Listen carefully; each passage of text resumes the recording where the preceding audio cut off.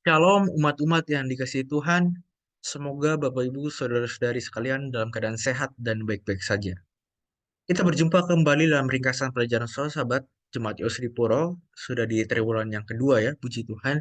Dan hari ini 5 April 2023 judul pelajaran sahabat kita adalah Mahkota Pemenang. Sebelumnya mari kita berdoa. Bapa di surga, urapi kami dan kosor krusmu agar kami dapat mengerti dan juga menghidupkan pelajaran firman Tuhan ini dalam kehidupan kami ya Tuhan. Di dalam nama Yesus kami berdoa, amin. Bapak Ibu, saudara-saudara sekalian, di triwulan yang kedua ini kita lebih difokuskan pada kitab nubuatan, khususnya kitab Wahyu, yang mana akan banyak mengandung simbolik, penglihatan, penyingkapan, sehingga eh, dari saya sendiri menganjurkan kita untuk perlahan-lahan mempelajarinya pelan-pelan, sehingga kita benar-benar mengerti makna daripada firman Tuhan di kitab nubuatan ini. Nah, mahkota seperti yang akan saya bahas pada pelajaran ini yaitu mahkota pemenang ya. Ini diambil dari ayat yang terdapat di Wahyu pasal 14 ayatnya yang ke-14. Di sana dikatakan, dan aku melihat sesungguhnya ada suatu awan putih dan di atas awan itu duduk seorang seperti anak manusia dengan sebuah mahkota emas di atas kepalanya dan sebilah sabit tajam di tangannya.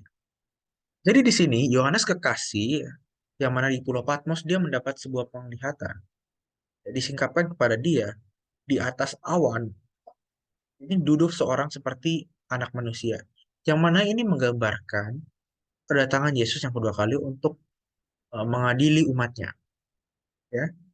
Dan uniknya adalah anak manusia itu mengenakan mahkota emas di atas kepalanya dan membawa sebilah sabit tajam di tangannya. Apa maksudnya daripada eh, hal-hal atau benda-benda yang dibawa oleh anak manusia ini atau Yesus Kristus ini? Nah, yang kita concern di sini adalah kata mahkota gitu kan. Di ayat ini kata mahkota dalam versi bahasa Inggris yaitu crown. Tetapi kalau kita lihat di dalam versi aslinya dari bahasa Yunani atau bahasa Greka itu yaitu Stepanon ya. Stepanon itu mahkota pemenang ya, atau di sekolah sahabat kita Stepanos ya. Nah, jadi mahkota pemenang ini yang digambarkan itu seperti contohnya ketika seorang atlet ya menang dalam perlombaan, maka dia akan diberikan Stepanos gitu atau mahkota kehormatan, kemuliaan seperti itu. Dan Yesus menggunakan kenakan ini pada saat nanti kedatangannya yang kedua kali ya.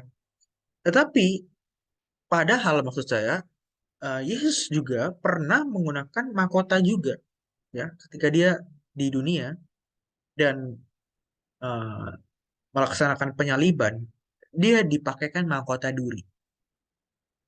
Di Markus 15 ayat 17 dan Matius 27 ayat 29 dikatakan mahkota itu ya, mahkota duri yang dipakaikan itu dalam bahasa Yunaninya adalah akantinon yang dipakai.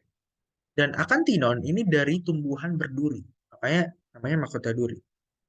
Mahkota ini melambangkan rasa malu dan ejekan. Dia pernah dihina dan ditolak oleh manusia, ya. Tetapi sekarang dia memakai mahkota kemuliaan dan datang lagi sekarang tetapi sebagai raja dari segala raja. Ya. Luar biasa ya Bapak Ibu.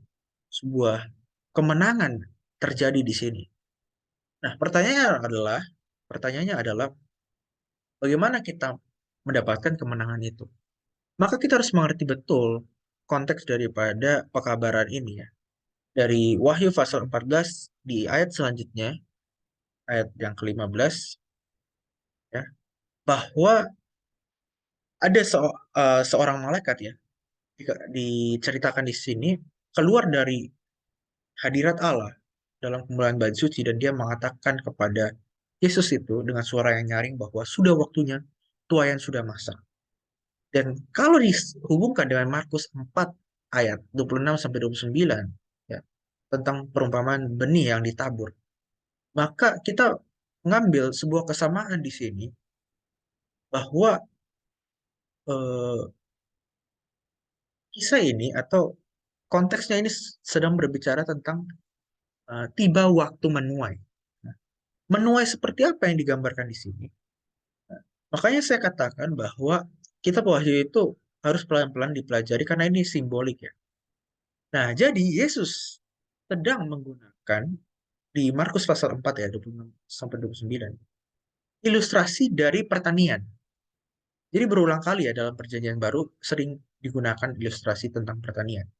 Dan lebih dari satu kesempatan dia menggunakan simbol dari tuaian yang matang untuk mengilustrasikan pertumbuhan benih Injil dari kehidupan kita sebagai umatnya. Nah, kehidupan seperti apa itu yang eh, dimaksud ya? Tuaian yang matang seperti itu. Apa hubungannya? Ellen White mengomentari ya dari buku Membina Kehidupan Abadi halaman 45. Dikatakan seperti ini.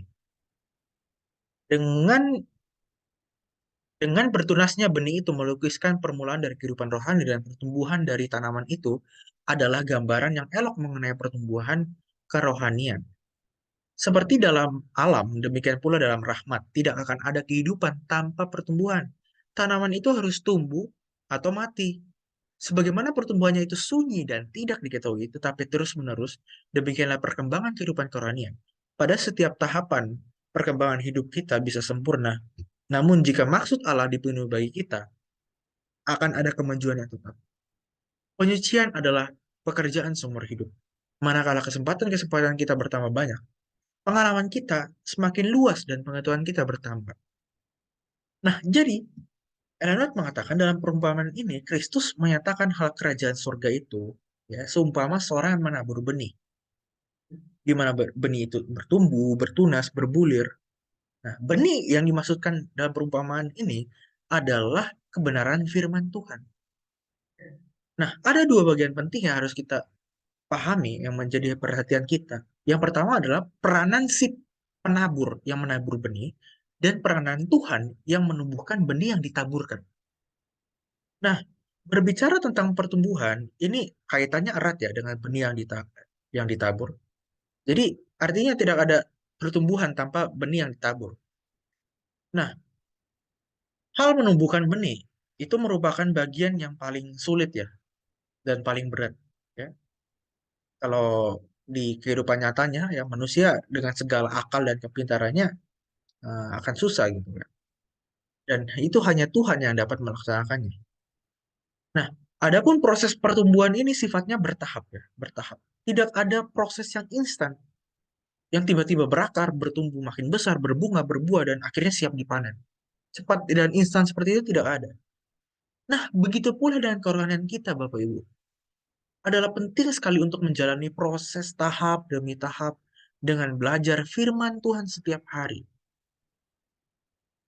Membuat renungan pagi dan petang, gitu kan. Karena penyucian adalah pekerjaan seumur hidup. Ya. Kita bertumbuh dengan secara kerohanian dengan apa? Terus belajar firman Tuhan ya. Dan itu setiap hari gitu kan. Pertumbuhan itu apa ya? Ada perubahan yang konstan dan signifikan naik gitu kan.